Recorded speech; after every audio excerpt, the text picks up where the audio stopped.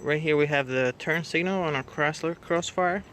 To replace the light bulb for that, you'll come on the back and remove this plastic. You'll have the plastic cover right here, which you can easily remove.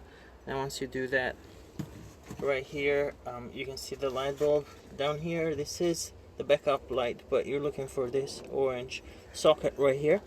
You can just twist it a little bit like that and then pull it out.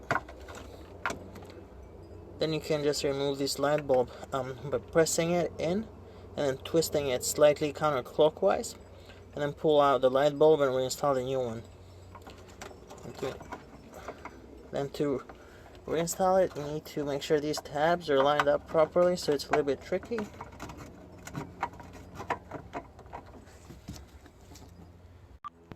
Once you do line it up, push it all the way in and then twist it to lock it in place.